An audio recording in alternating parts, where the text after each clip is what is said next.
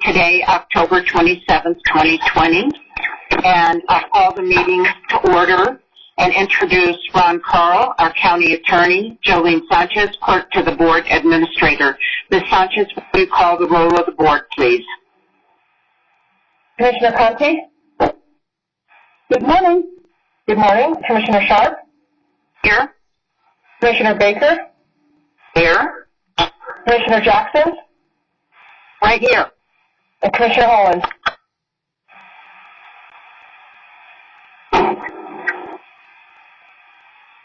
I think he's here.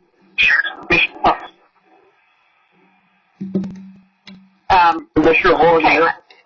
Okay, thank you. Commissioner Holland, would you please lead us in the pledge? Thank you. Please join me. I pledge allegiance to the flag of the United States of America and to the republic for which it stands, one nation, under God, indivisible, with liberty and justice for all. Thank you. Mr. Carl, are there any modifications to the agenda this morning? Yes, there's one requested modification, and that is to move item 7A of the general business items, and that's the 2021 budget, to the end of the general business items, and here that you would then hear the two land use cases first. Okay, thank you. I have a motion to adopt the agenda as amended. The order is amended. Madam Chair, this is Commissioner, and I will move to adopt the agenda as amended. Second. Motion made by Commissioner Conte, and was the second Commissioner Holland seconded. All in favor, please say aye. Aye. Aye. Opposed? Abstentions? Hearing none, motion passes unanimously. Now is the time in our meeting where we have citizen comment. If there's anyone who would like to speak on an issue that is not on the agenda this morning, please press *3 to unmute, and you'll have 3 minutes. And if you state your name and address for the record, please.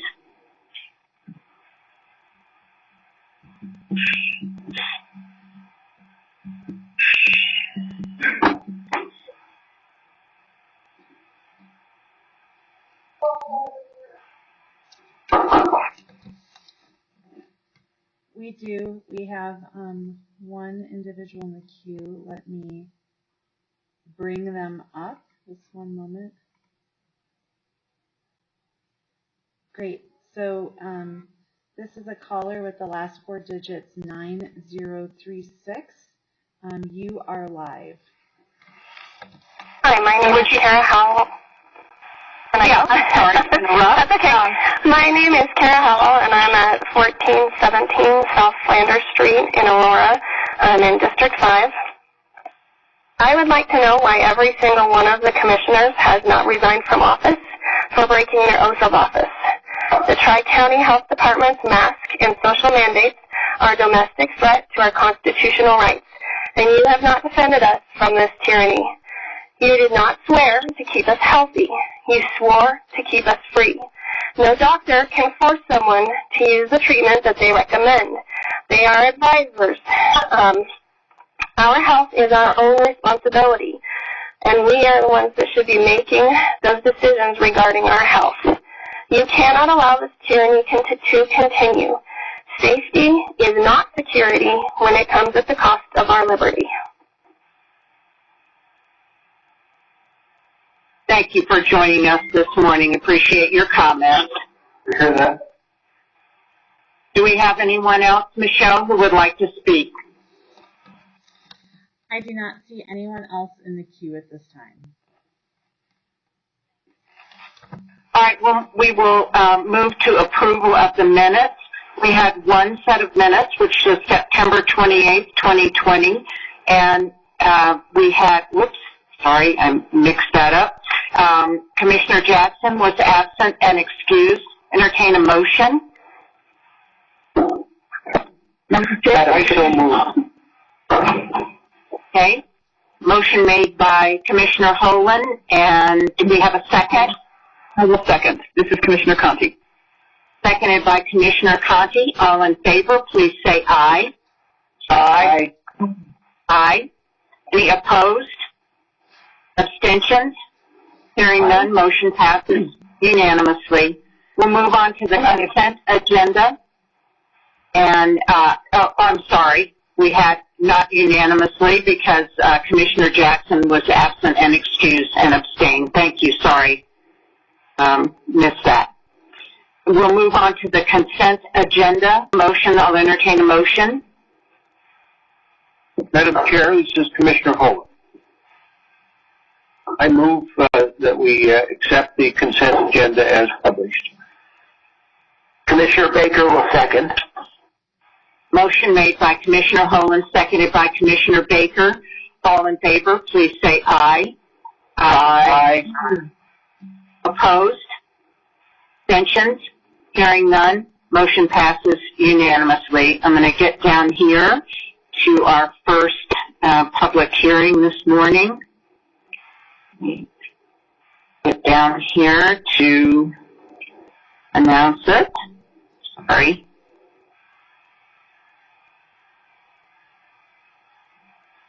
All right, I'm almost there. Okay. Our first public hearing this morning is GDP 18-007, Sky Ranch Neighborhoods A, C, D, E, and F, General Development Plan. Our presenter is Molly Orkill Larson, Senior Planner, Public Works and Development. And our attorney on this matter is Mr. Robert Hill, Senior Assistant County Attorney. Mr. Hill, would you set the foundation, please?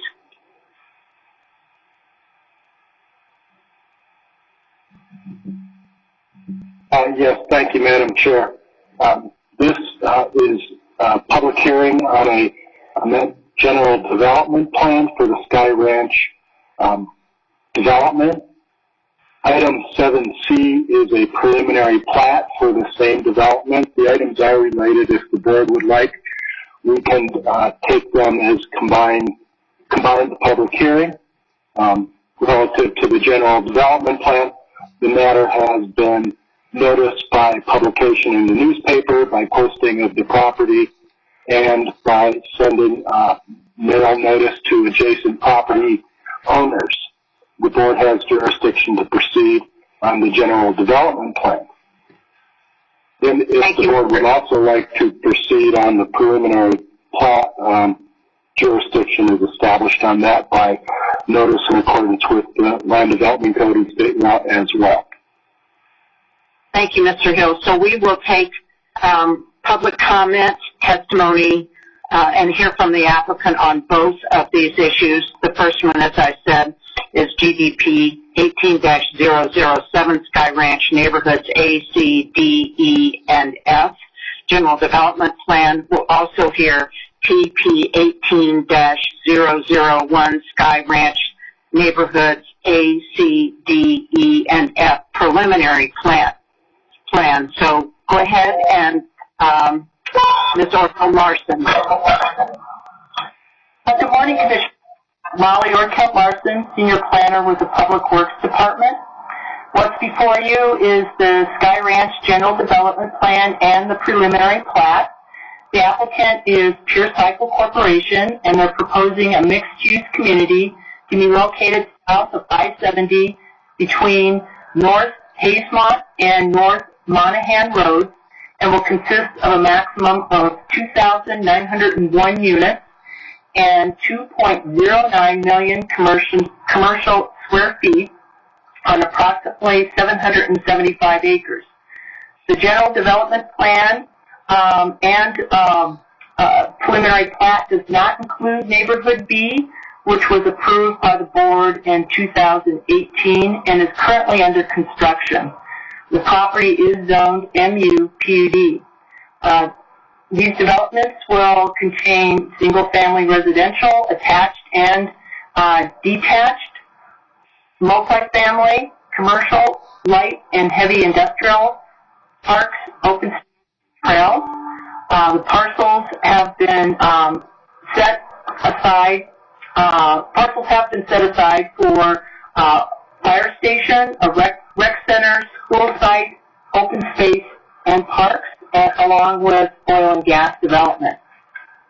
The general development plan and the preliminary plat consists of 5 neighborhoods, which are further broken down into planning areas that contain a specific land use and or housing type. The GDP and the preliminary plat were before the Planning Commission in September of this year, and both were approved 7-0. In the future, the neighborhoods with their planning areas will be further reviewed and defined through the specific development plan, administrative site plans, and final platting processes. Staff recommends these applications to be approved based on their findings in the staff report. The applicant is here to provide you and review with you a PowerPoint presentation and go into further detail on these applications. I'll turn it over to the applicant unless you have any questions for me. Any questions? Okay, hearing none, let the applicant go ahead and go forward. Thank you. Thank you. My name is Mark Harding. I'm the president of Pure Cycle Corporation. My address is 5530 South Forest Lane, Greenwood Village, Colorado. I'd like to thank you all this morning for giving us the opportunity to present our project with you. I'd like to thank and acknowledge staff for their support and their hard work and dedication to our project and bringing this GDP forward. It's been a very long process of bringing this through. As you can see by the identifier, we started this about 2 years ago, so we're delighted to be able to present this to you today. What this is it's a culmination of the rest of the project. As Molly had mentioned earlier, we are under construction of our first phase, which was inclusive of about 500 single-family detached homes. We have 3 major national home builders engaged in building out their homes on that. We have delivered all the lots pursuant to that first phase, and there's probably close to about 230 residents out there now, and probably somewhere close to 100 homes under construction at any given point. We're averaging about 27, 28 home starts per month, so it's probably one of the fastest growing master plan communities in the Denver area, and it's been very successful. We're very proud of the product that we've got out there and the county's support and participation with this project. As in the PowerPoint presentation, I'll just kind of identify the various slides as we walk through it.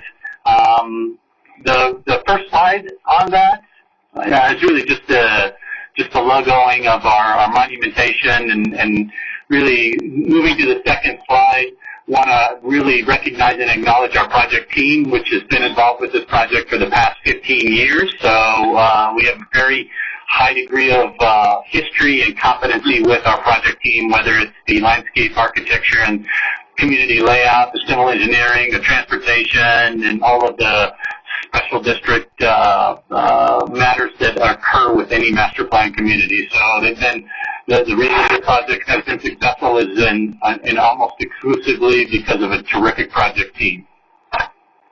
Moving on to the next slide, talk a little bit about Pure Cycle. I know we've been before you before, but just really want to accent that we're sort of at a DNA level a water utility provider, and kind of got into the land development side of things. So we really look at the world through how we develop water and wastewater assets out there, and we've done a very, made a high investment in those systems, not only to make sure that all of our water supplies are delivered to the project on a front-end basis, but also wastewater reclamation facilities, infrastructure that treats and stores our water, collects and treats our wastewater, reuses our wastewater for irrigation purposes. The balance of the property, which is what this GDP is addressing, is about 780 acres, and again, it's a mix of residential lots, commercial areas, retail, some light industrial parks, trails, open space, recreational facilities. So it's a full master plan, mixed-use community. Moving on to slide 4, a little bit more about water utilities, because we love to talk about water as a water provider, but we really are committed to sustainable, environmentally sensitive water and wastewater systems. So we have developed a water reclamation facility on site. It's open and it's operating, and it's treating our wastewater to highly treated advanced water standards. We store that in a separate reservoir and then are able to use that for distributing water for our parks and open spaces. So we have a very high degree of open space down in this community, and we want to make sure that we have good stewardship over our water resources and are reusing our water supplies for that. Next slide, talk a little bit about our location. As you know, we are along the I-70 corridor. We have about a total of 930 acres, of which the first 151 are under construction, and this is really relating to the remaining 780 acres. Access is through an interchange off the interstate. I'll talk a little bit more about the interchange, but coming down through section line on Monaghan Road, 6th Avenue extending east-west. The bottom, our lower southern portion of the property touches up to Alameda, which will be another corridor, east-west corridor. And then the far east of our property is Hazelmont, which is another section line corridor. So good transportation access to the property and well positioned in the corridor. A little bit about where our water supply comes from. We have a number of regional assets, including the Water Infrastructure Sharing Efficiency Project, known as WISE. It's a partnership with 10 different water providers in Arapahoe and Douglas County, City of Aurora through Aurora Water, City of Denver through Denver Water. We have water rights in Fox Elder Corridor, which are renewable water rights, as well as Denver Basin groundwater rights, storage out of the assets as well. And so we've got full water supply capacity for our build-out of Sky Ranch to the project installed, delivering to our systems up there.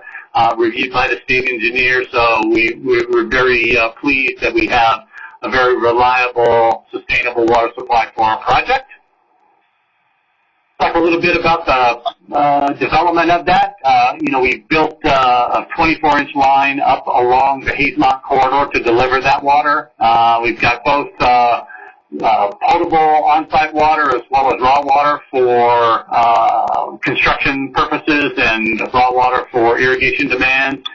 We've extended our wholesale transmission system and developed our existing wastewater reclamation facility, and we oversized that.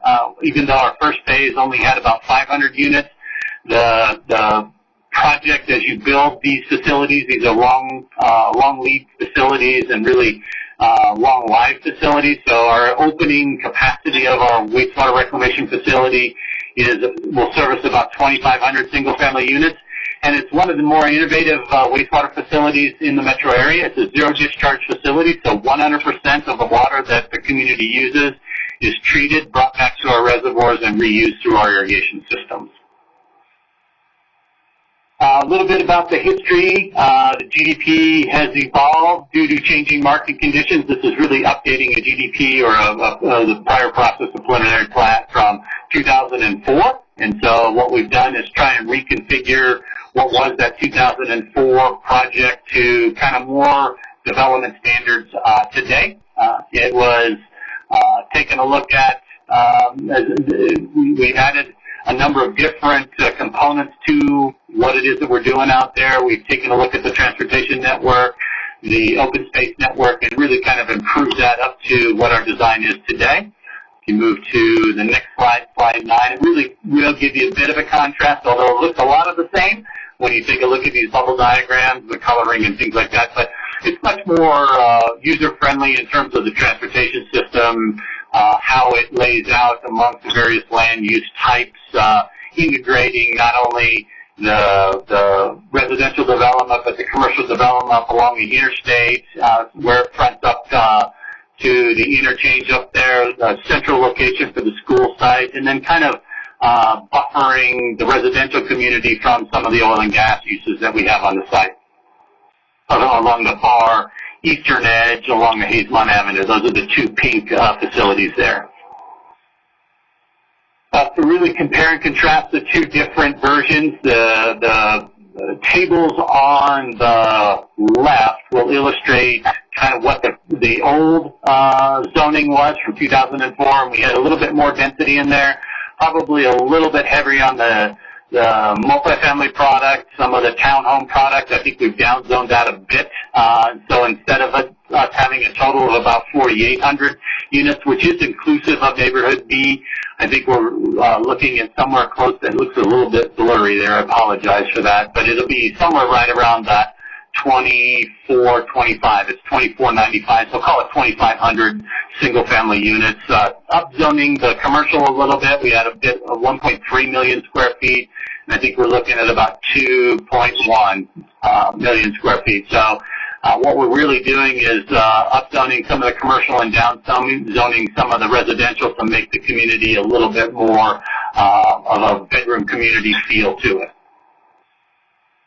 Moving to slide 11. This is kind of where you're going to see some of the more specific development plans. So the SPP is currently under review within the planning department, and hope to conclude that shortly so that we can bring that before your review as well, which really will define the second phase of that. And so one of the constraints to building the second phase is really going to be the implications to the transportation network. And so we've been engaged with the county and staff for what is known as the 1601 process with the Colorado Department of Transportation. So CDOT is reviewing what the opportunities are for that interchange. And so we've got a current threshold limit that we cannot construct more than 774 units until we have clarity of that 1601 process as to what potential improvements would allow for us to accommodate the additional development. So we are cognizant of making sure that we are developing these improvements, to making sure that our water supplies are very well-founded, as well as our transportation network on that. So there will be limitations on the GDP as well as the SDP about how we can move forward with this process, with the second phase, in conjunction with the 1601 and the interchange improvements. Next page, some of the highlights. I think we've kind of reviewed most of these. Really just defining reduction of some of the residential units and a little bit more opportunities in the commercial side of that. So with that, that'll conclude kind of my presentation. I'd be happy to answer any questions if you all have any questions. Are there any questions? Comments from Commissioner? Go ahead, Commissioner Baker. Thank you, Madam Chair. First of all, I just wanted to say that the PowerPoint that you gave us on this, Mr. Harding, is very informative, and it covers two of the most important things that we as commissioners look for in these kinds of developments: water and transportation.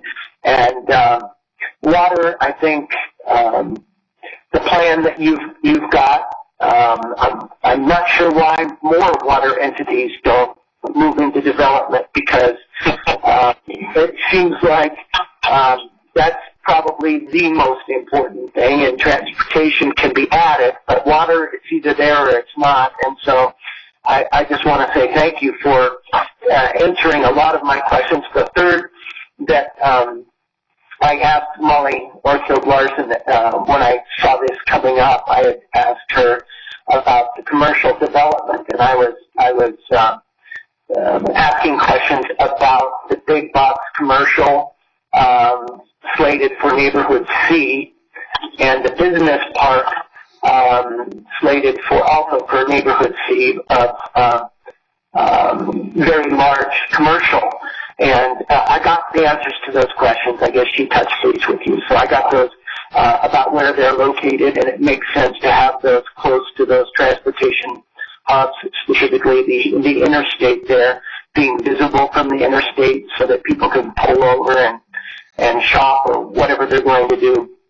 But I think that that's important to have a balance between the commercial and the residential and the infrastructure, of course, that is supposed to go in there. And I read the comments from the fire department, and I think that's a condition of approval. Also, is comments from the local fire authority out there. So I think I've had all my questions answered, and I'll open this up for other commissioners who may have questions. Thank you, Commissioner Baker. Any other questions?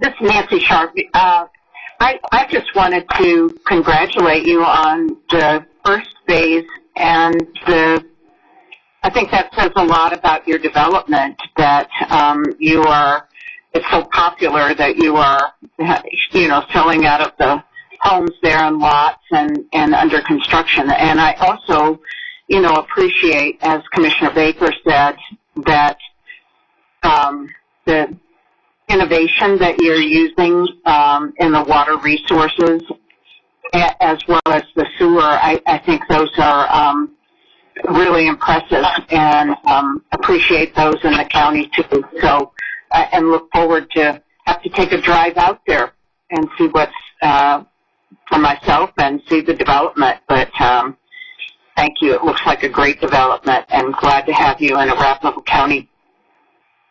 Well, thank you. And one of the things that we have targeted is really to provide a very, a high quality yet affordable product out there. And so, when we took a look at how this was going to lay out, and, we needed to balance out some of that residential, because density does help with some of the infrastructure costs, and there's some other improvements, and we have some other special district cases that you're going to see shortly. But I think we've got a very solid plan, both a solid financial plan, a solid water resource plan, a solid transportation plan, a solid open space plan, a solid, education plan, all the things that you want to see try and have happen in a community.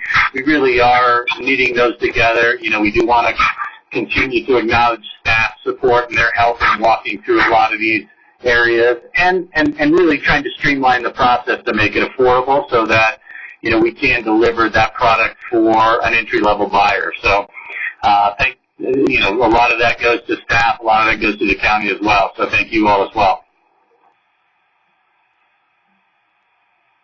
Any other questions, comments from commissioners? Madam Chair? Commissioner Conti. Yes, I just, too, would like to throw in my commendations for all the efforts that you are making, especially in the recycle water area, for the watering of the landscape and so forth. And I just want to applaud you for that, and thank you for being a good steward of the resources out there. Thank you.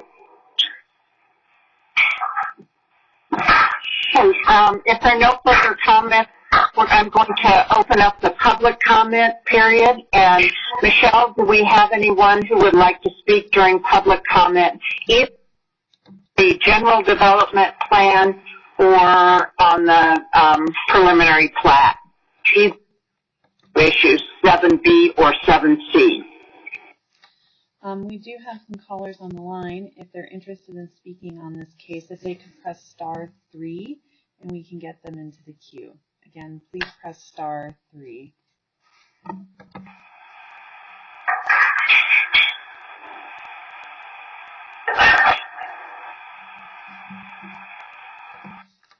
I see no one prepared to comment on these items at this time. Okay, thank you. I'll now close the public hearing, or public comment part to our hearing. And if there are no further questions or comments, I'll entertain a motion. Commissioner Baker. Thank you, Madam Chair. In the case of GDP 18-007, Sky Ranch Neighborhoods A, C, D, E, and F General Development Plan. I have reviewed the staff report, including all exhibits and attachments, and have listened to the applicant's presentation and the public comment as presented at the hearing, and hereby move to approve this application based on the findings in the staff report, subject to the following conditions. 1. Prior to signature of the final copy of these plans, the applicant must address Public Works staff comments and concerns. 2. The applicant shall pay cash in lieu fees and or make land dedications at final plat for this development. 3. The applicant shall comply with the Bennett-Watkins Fire Rescue's comments. 4. The applicant shall comply with Excel Energy's requests. 5. The applicant shall contribute a pro rata share of the total project cost for the interchange modifications and 1601 process. Thank you, Commissioner Baker. Motion made by Commissioner Baker. Do I have a second? Second. Seconded by Commissioner Holen. All in favor, please say aye. Aye. Aye. Aye. Any opposed? Abstentions? Hearing none, motion passes unanimously. We will go to the motion for PP18-001 Sky Ranch Neighborhoods A, C, D, E, and F preliminary plat. And Commissioner Baker, would you like to make a motion? I sure will.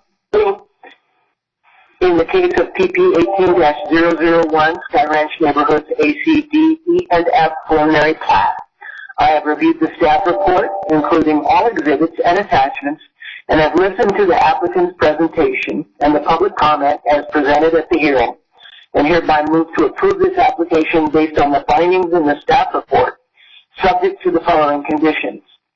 1. Prior to signature of the final copy of these plans, the applicant will address all Public Works and Development staff comments. 2. The applicant shall comply with Excel Energy's comments. 3. The applicant shall comply with the Bennett-Watkins Fire Rescue comments. And 4. The applicant shall pay cash in lieu fees and or make land dedications at final plat for this development. Second. Motion made by Commissioner Baker, seconded by Commissioner Holen. All in favor, please say aye. Aye. Aye. Any opposed? Abstentions? Hearing none, motion passes unanimously. And congratulations, Mr. Harding, and we look forward to hearing more and seeing more as you move forward. Thank you all for your continued support. Madam Chair, this is Commissioner Holen. Go ahead, Commissioner Holen. I'm not certain whether Commissioner Jackson was present for the vote, so we may have to. I'm here. I voted. Okay. Great. Thank you. Sure. Maybe you didn't hear me, but my scratchy voice voted yes. Okay, good. Okay. Thank you. All right. We'll go to any commissioner comments this morning. Commissioner, we have the budget presentation as well. I already moved on to that. I'm sorry, Todd. Let me go back. A very important one. Thank you. Our third public hearing this morning is our 2020 recommended budget. And our presenter this morning is Todd Weaver, Director of Finance. And our attorney on this matter is Mr. John Christopherson, Deputy County Attorney. Mr. Christopherson, would you lay the foundation, please? Thank you, Madam Chair. The purpose of this item today is to hear a presentation of the 2021 budget, open a public hearing for public comment, and then continue the public hearing until December 8th, 2020, at which time the board will consider adoption of the 2020 budget. The record should reflect that notice of the proposed 2020 budget was published in the October 15th, 2020 issue of the Villager newspaper. Therefore, this board, and acting as the ex officio board of the Arapahoe County Water and Wastewater Public Improvement District, have jurisdiction to consider the 2021 budgets. Thank you. Thank you, Mr. Christopherson. Mr. Weaver, please go ahead. Good morning, Commissioners. In your board packet, we have included a presentation that summarizes the contents of the 2021 recommended budgets. I'll be walking through the slides in that presentation here briefly to provide an overview of the contents of that 2021 recommended budget, and I'll pause at a number of locations through the presentation if there are any questions from the Board of County Commissioners before concluding. So onward. Right now, the economic and budgetary environment for the 2021 budget is fundamentally different and changed from that of the 2020 budget. Obviously, the COVID-19 pandemic has had a drastic impact on our economy and the way that the county conducts business, as well as those folks in our community who have to conduct business on their own, whether as business owners or as consumers. Obviously, one of the things that we had on our radar screen in 2020 was a number of the large capital items and fiscal issues that the county had researched for about a year and a half, 2 years before putting a ballot initiative on in November of 2020. That ballot initiative failed. Those issues still exist as fiscal considerations going forward for Arapahoe County. The Board of County Commissioners, through transition through this 2021 budget and into future budgets, is setting a new strategic direction for a more financially sustainable future for the county. Just to give a quick overview of some facts and figures on the 2021 budget, total revenues across all of the 26 budgeted funds within the county budget are $418.5 million. That is a 0.3% decrease from 2020's adopted budget. The total expenditures across all funds is $426.2 million. That is a 1% decrease over the prior year. Then looking solely at the general fund, it's a $204.4 million revenue budget, which is a 1.7% increase over the prior year. And on the expense side, $210.3 million, or a 0.2% increase. Total staffing included within this recommended budget is 2,293.27 full-time equivalent positions. That is up 11.87 full-time equivalent positions from 2020. We'll talk a bit more about those changes coming up later.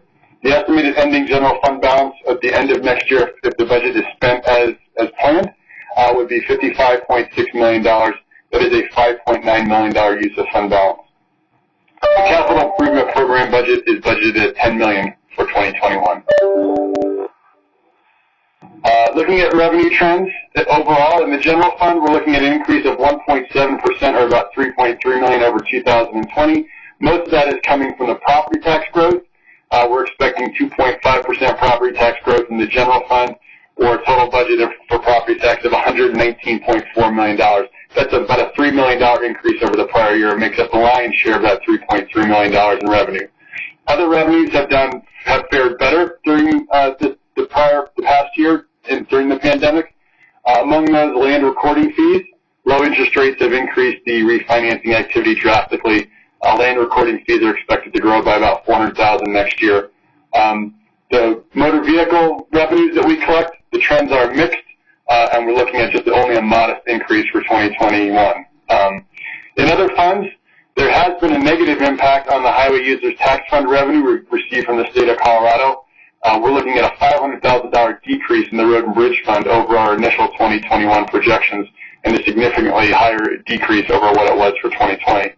In the Law Enforcement Authority Fund, flat property tax revenue, as it is not a reappraisal year, and a decrease in traffic fine revenue during 2020 results in a relatively flat revenue profile for that fund. And in the Open Space Sales Tax Fund, we're looking at a 10% decrease in the revenue trend, relatively flat compared to 2020, but keep in mind during 2019 and into 2020, we had about a 10% increase as a result of being able to collect the sales tax on internet purchases. Overall, the revenue trend shows slowing and uncertain growth in revenues, with the overall trend relatively flat from 2021 through 2022, or I'm sorry, 2020 through 2021. The next slide shows just a general revenue growth trend between 2012 and 2021. Sorry, I can't seem to form words this morning. That chart, what you'll see is the flat revenue between 2012 and 2015. the growth from 2015 through 2019, and then the flat growth we're experiencing over the last year or two. Moving on to the next slide for the property tax trend. Right now, what we're looking at for the growth in total actual value is about 1% over 2020. The assessed value is growing at about 2% is what we have estimated. We received the assessed values, the preliminary certified assessed values from the assessor on October 13th. That was about 2 weeks after this recommended budget was formulated and developed. So our projections were close, but the assessed value is only growing at about 0.5% rather than 2%. The new construction amount is at about $1.23 billion. That's about a 4 or 5% decrease over 2020, but still a relatively strong amount of new construction. We'll see how that new construction amount changes over the next year or two as we go through this economic downturn. But it's important to note that that value of new construction plus inflation is the rate at which we can grow our property tax revenue under Tabor. Inflation right now is estimated at 1.5% is what we included in that recommended budget.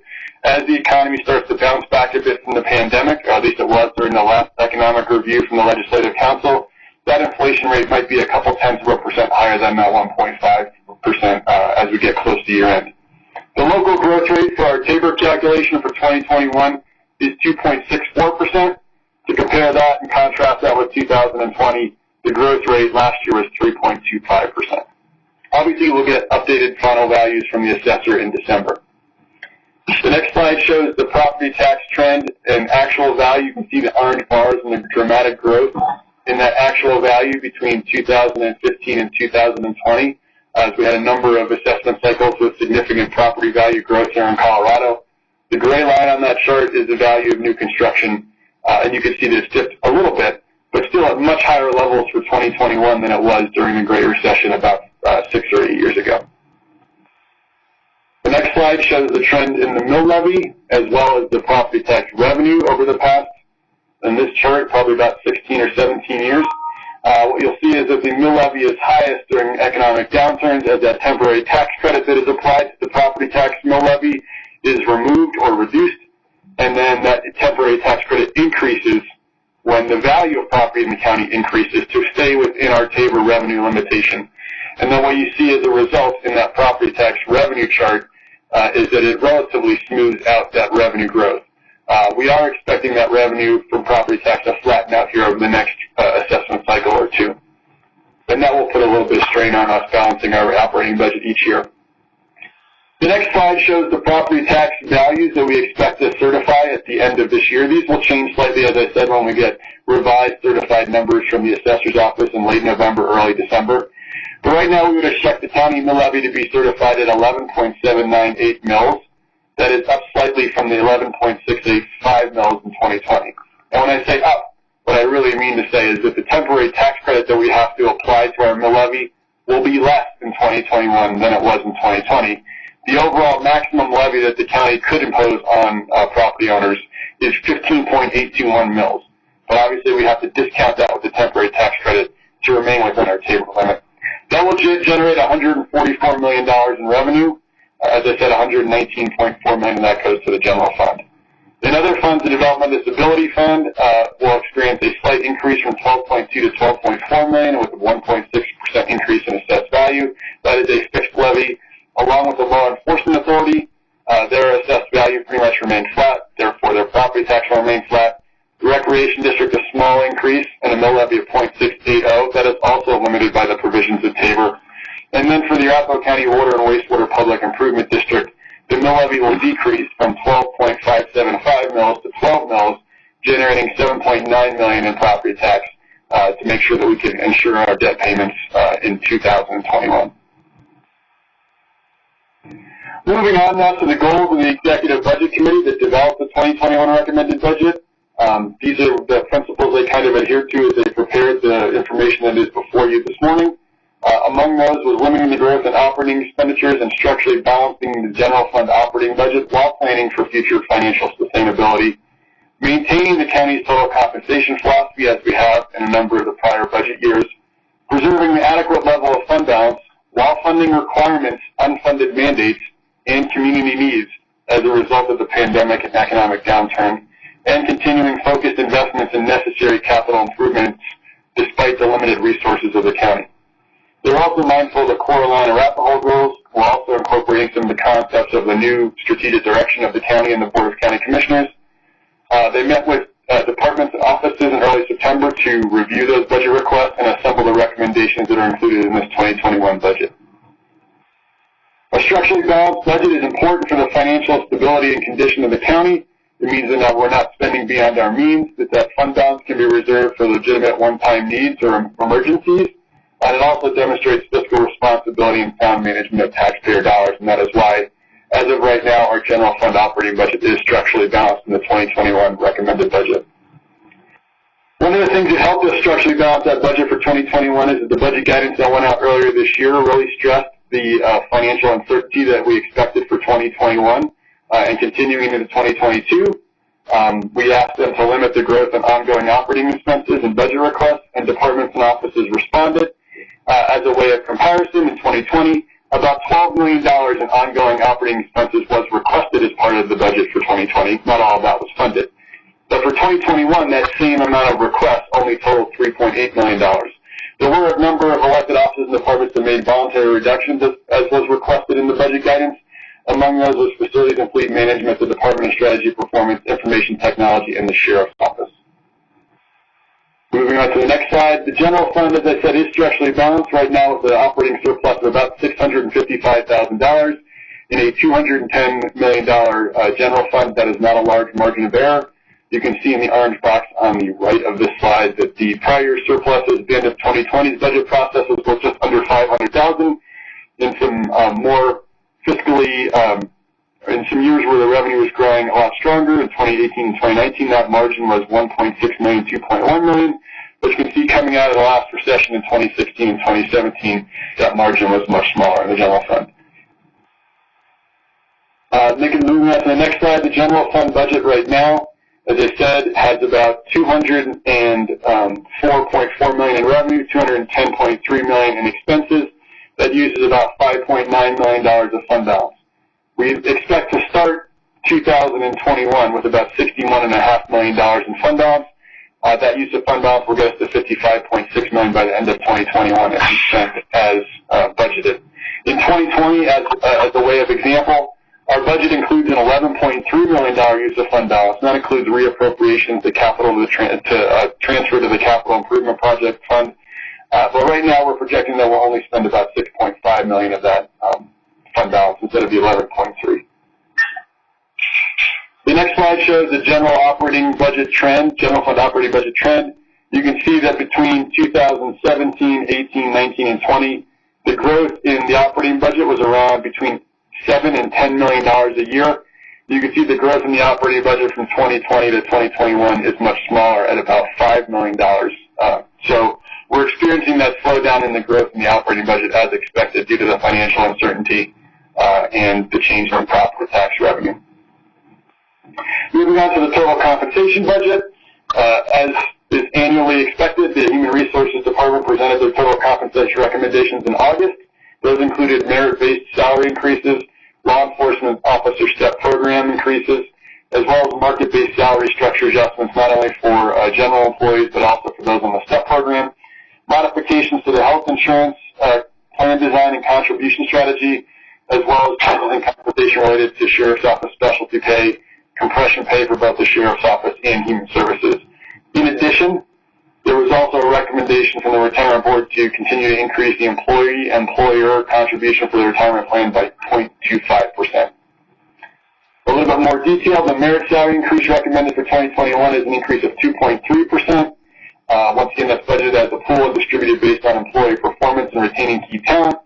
That pool totals about $3.1 million in the 2021 budget, $1.7 million of that in the general fund. This is down almost a full percent from where the merit increase has been in the prior two budget years. So the law enforcement step progression, those moving through the step program, that is budgeted for 2021 at about $592,000. And then market structure adjustments, 0.85% is included for all the general salary structure ranges, with funding for only those at the bottom of the pay structure who were hit by the movement of the range during 2021. That'll be about $25,000 in the recommended budget. Moving on to the next slide, the law enforcement STEP program market adjustment. 1.23% is included. That's a fiscal impact of about $530,000. That'll keep that STEP program paying around that 75th percentile for 2021. Health insurance, there are some changes to our contribution strategy to bring our plan more in line with those of our corresponding competitors in the public sector market. The premium increase was capped at 8% based on the agreement with our provider, but the increase would have been much higher than that. So in order to bring that into market, there's a change in the contribution strategy, and that totals an increase in cost for the county, the employer, of about $550,000 for the 2021 budget. There are some smaller adjustments for specialty pay to include more folks involved in the specialty pay program in the Sheriff's Office. There's also compression pay for Sheriff's Office inmate services technicians and human services social caseworkers, where the movement of the market is creating some compression at the bottom side of that range for those two positions. There's also the increase to the retirement contribution of 0.25% for the employee-employer to reach 9% for both. This was a recommendation from the retirement board about 4 years ago, increasing that about 0.25% per year over the next 4 years. This gets us to that 9% for both the employee and the employer, with a cost of about $388,000 in the 2021 budget. The next chart shows you the growth in that total compensation, at least salary-related, over the past 10 or so years. You can see that in 2021, the amount of increases are less than they were over the past 5 years. So once again, that tightening budget results in a smaller increase in total compensation. Any questions on the information that I presented in the budget so far? If not, I will continue on. Any questions? If not at this point, go ahead. Okay, thank you, Commissioner Sharp. Let's talk about some of the specific recommended budget packages. Foremost among the budget packages included in the 2021 budget is the body-worn camera project in the Sheriff's Office. The passage of Senate Bill 20-217 imposes a number of requirements on local governments and law enforcement regarding accountability to the public. It requires the use of body-worn cameras by any peace officer that interacts with the public. Essentially, for us, that results in an unfunded mandate to purchase, equip, store, redact, and provide body-worn camera footage from the Sheriff's Office to prosecutors, attorneys, the public, the media. The original request totaled about $2.5 million and included 17 new positions. Based on the amount of funds available in the 2021 budget, the Budget Committee requested the Sheriff's Office provide some options for a phased approach, since the law did not have to be completely implemented until July 1st of 2023. The Sheriff's Office came back with a proposal for 2021 of $1.5 million in expenses and 12 new positions.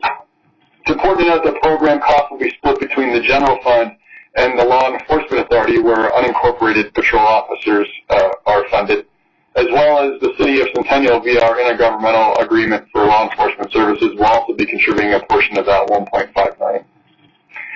In Public Works and Development, upgrades to their Acela system are included in the budget at $48,000, $30,000 ongoing. Engineering Services is looking at reducing a half-time position but increasing an additional supervisor position for a net increase of about $90,000 and a half a position. And in the Road and Bridge Fund, as we talked about, a reduction in revenue from the Highway Users Tax Fund due to the pandemic resulted in making some adjustments to the Road and Bridge Fund budget by shifting the Peoria shop rent over to the general fund for about $161,000. They had requested about $2.7 million in additional pavement maintenance funding. Because of that reduction in the revenue and the limited funds available in the Road and Bridge Fund, that had to be cut back to $200,000. And then the equipment replacement gap was reduced for the 2021 budget as well. In information technology, keeping up with replacing necessary components of our network, including wireless access points and network closet switches, are funded in 2021, as well as firewalls for cybersecurity. There's also an increase in the maintenance for the detention door and camera project that was completed last year. About $50,000 will be included in the 2021 budget. The Clerk and Recorder's Office, temporary services for motor vehicle are included. That's a one-time cost of $161,000 to catch up with the mail-in motor vehicle transactions that have kind of fallen behind as the operations of the office were limited during the pandemic. There's also $292,000 in the 2021 budget for costs associated with the coordinated election next year for printing and postage of the ballots, as well as some temporary election workers. Facilities and Fleet Management is reorganizing their Administrative Support Division. This will result in a net decrease of a 0.63 full-time equivalent position and a decrease of about $32,000 in their budget. There's a number of replacement equipment, vehicles and equipment in the Facilities and Fleet Management Department, including a rather sizable mechanic services vehicle, which is an important vehicle for them, that costs about $133,000 in 2021. The building maintenance fund budget will be maintained at $2.1 million and includes projects across county facilities, including Altura Plaza, Lima Plaza, and various painting and parking lot projects to maintain those assets at county facilities. In other departments, an increase to the transfer to the liability fund of $200,000 is included in the 2021 budget. That's adjusted for higher claims and premiums. The coroner's office has asked for an increase of supplies of $25,000 due to increased workload in their office over the prior few years. And in communications and administrative services, implementation of a new solution for video streaming of public meetings. They're going to move $12,000 of their budget over to IT to support that software. Looking at the District Attorney's Office and Tri-County Health Department, two organizations that are shared amongst a number of counties.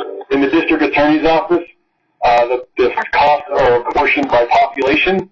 For 2021, that population change in the proportion decreases our share by about $92,000. But they've got a request for salary and benefit adjustments, as well as increases to liability insurance and IT storage needed for body-worn camera footage. Overall, this results in about a net increase of about $269,000 for a total budget to the DA's office for 2021 of $16.1 million. In the Tri-County Health Department, they are not asking for an increase in the per capita rate of $7.10 per citizen from the 2020 budget into the 2021 budget. The only change is due to the increase of about 9,500 persons in Arapahoe County's population that results in about a $67,000 increase in the budget for Tri-County Health for 2021. Their total budget for 2021 from Arapahoe County totals about $5.16 million. Just looking briefly at the staffing changes, you can see the trend in the staffing has grown significantly between 2017 and 2020, but is now starting to flatten out as that availability of funding decreases. And looking at the next slide, where there's a table of what has been added in 2021's budget, you can see the net change in Facilities and Fleet Management as they reduced a scheduling specialist position and increased an executive assistant position to a full-time position. That's a reduction of a net 0.63 FTEs and $32,000. In Public Works, as I said earlier, the decrease of a half part-time engineer and the increase of an engineering program manager is a half FTE and about $90,000 of cost. And then the body-worn camera project in the Sheriff's Office includes the addition of 8 digital evidence technicians, an evidence supervisor, 2 logistics technicians, and a sergeant for 12 positions and about $918,000 in cost. There were a number of budget packages that were not able to be accommodated in the 2021 budget. Those included the request for purchase of new vehicles or equipment across a number of departments and elected offices. There were a number of other staffing requests in the Sheriff's Office for deputies for the civil process function and a position in the detention facility for inmate programming. Those could not be funded. Security guard, contract security guard was asked to be funded out of the general fund for the clerk and recorder's office motor vehicle office. That was also not funded. County water supply study for Public Works for about $250,000. And then funding the conversion of 60 non-certified deputies to post-certified deputies, as well as the funding to change the calculation of overtime hours for the Sheriff's Office. Those were also not funded. A full list of the budget packages recommended and not recommended are found in the full recommended budget document. Looking quickly at the Capital Improvement Program, the request that came from the Capital Improvement Committee for 2021 was a total of $15 million in projects. That's after they evaluated and prioritized projects using their committee scoring matrix and criteria. The Budget Committee realized the impact that would have on the fund balance and reduced that amount of projects from $15 million to $10 million. A number of projects were deferred or modified in order to make that financial target for 2021. Even still, the proposal requires a transfer from the general fund balance to the capital expenditure fund of about $5.2 million. What is included in the Capital Improvement Program right now breaks down to about $6.5 million for transportation needs. That includes Islet Avenue corridor improvements, Gun Club from Quincy South to Aurora Parkway, and the E470 ramp reconfiguration at Quincy Avenue are the three largest projects. Facility needs includes improvements to the Justice Center. That's about 4 projects and $1.2 million. There's $600,000 included for continuous maintenance and infrastructure improvements to the detention facility, and $1.3 million includes modifications to the Sheriff Admin Building for the body-worn camera project, as well as improvements to the coroner's area to allow for additional storage. In the next slide, you can see the trend in the revenue sources on the right, showing the amount of the transfer from the general fund in blue and the regular revenue that it receives from property tax and specific ownership tax in the gray and the orange.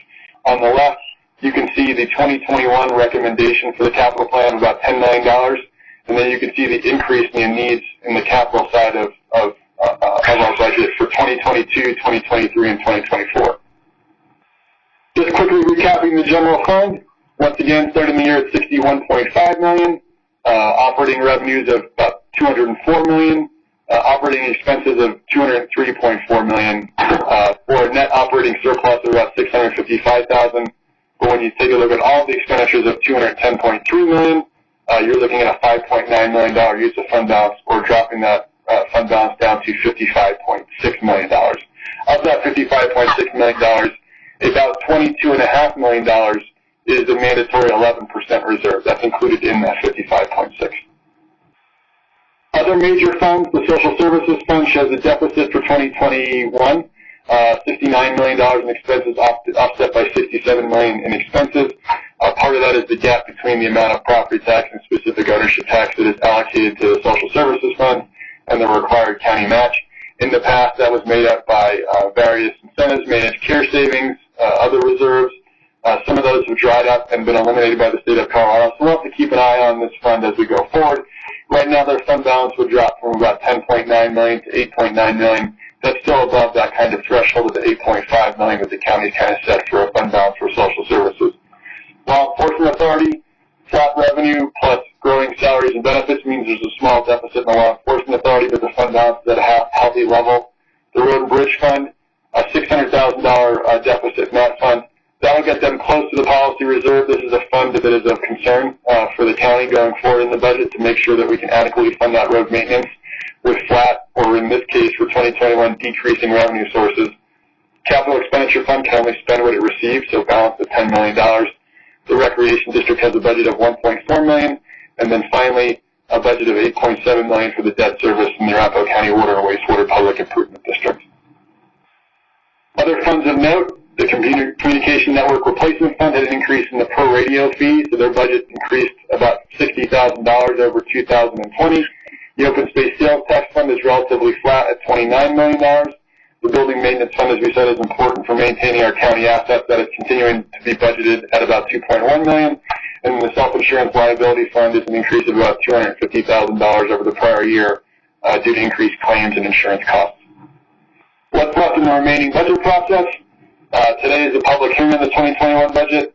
On November 16th, we will have a study session to review any changes and updates to the 2021 budget. Some of those updates include any BOCC requested changes or adjustments to the recommended budget, recalculating that property tax and the payroll and total compensation costs, and then review all the county fund budgets and incorporate any corrections or omissions that may have occurred during the development of the recommended budget.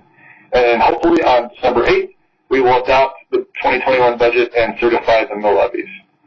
With that, that concludes my presentation for this morning. Just thanks to all the elected officials, department directors, and staff that assisted with the development of the 2021 budget. And a special thank you to the staff of the Finance Department and the Executive Budget Committee in working through what was logistically a very interesting year due to the pandemic. So if there are any questions on what's included in the 2020 recommended budget, I'm happy to address those at this time, and that concludes my presentation. Thank you, Commissioners. Thank you, Mr. Weaver. That was quite, I know it's a lot of talking and a lot of presentation, and we really do appreciate it. Also, this is Nancy Sharp, just want to add my appreciation to you and all of your staff and all of those who participated, as well as to departments and offices that really stepped up and asked really helped out with reducing our budget and reducing the asks going into 2021. This we know because of the challenges that we've had this year, we know are going to happen in 2021 and 2022 to try and get prepared for all of that. And we appreciate the tremendous support that we got across the county. So I will now open it up to questions, and then we'll open it up for public comment. Any commissioners with comments or questions?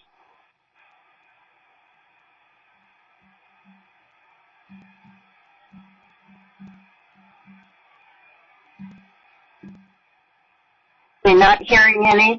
I'll open the public hearing, public comment portion of for our 2021 budget. Michelle, do we have anyone on the line who would like to comment? We have no one on the line at this time. Okay, thank you. And so I'll close the public comment portion of our meeting and go back to commissioners. If there are no further comments, questions, I'll entertain a motion. Madam Chair, this is Nancy Jackson. Go ahead, Commissioner Jackson. Yes, I would like to add my appreciation to the budget staff, the finance department, and to everyone who presented in what Todd called the atypical year here. It was a difficult process, and we kid about government making sausage, and I hope this year, albeit a lean sausage, I think that we did.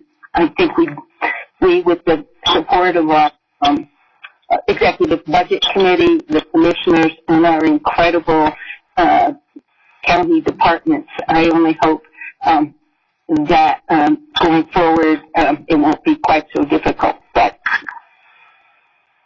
who knows. At any rate, rather than babbling, I will move to continue the public hearing for the 2021 recommended budgets for the Arapahoe County, Arapahoe Law Enforcement Authority, and the Arapahoe County Recreation District, and acting as the ex officio board of the Arapahoe County Water and Wastewater Public Improvement District to continue the public hearing for the 2021 recommended budget for the Arapahoe County Water and Wastewater Public Improvement District until December 8th, 2020 at 9:30 a.m., at which time the Board of County Commissioners shall consider whether to adopt the 2021 budget and take further action as required by law. Motion made by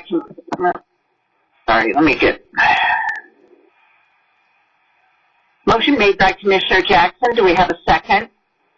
I second the motion. Second, I'm not sure. I'll say Commissioner Conti, seconded by Commissioner Conti. All in favor, please say aye. Aye. Aye. Any abstentions? Any objections? Hearing none, motion passes unanimously. Now I'll go, thank you, and now I'll go to Commissioner comments. Are there any Commissioner comments before we close the meeting today? Madam Chair, this is Commissioner Holan. Go ahead, Commissioner Holan. Thank you, ma'am. I'd like to commend Todd and his staff. I know this is his first year of working as director of finance, and I just think he's done a superb job. And the staff, in spite of the COVID virus medical issues, he's maintained an active and comprehensive policy staff in preparing this budget. Many working from home, so I think we have, as a county commissioner, want to recognize that extra work and the difficulties that they've overcome to continue to present a comprehensive budget for the county. Thanks, Todd. Thank you, Commissioner Holan. Any other comments?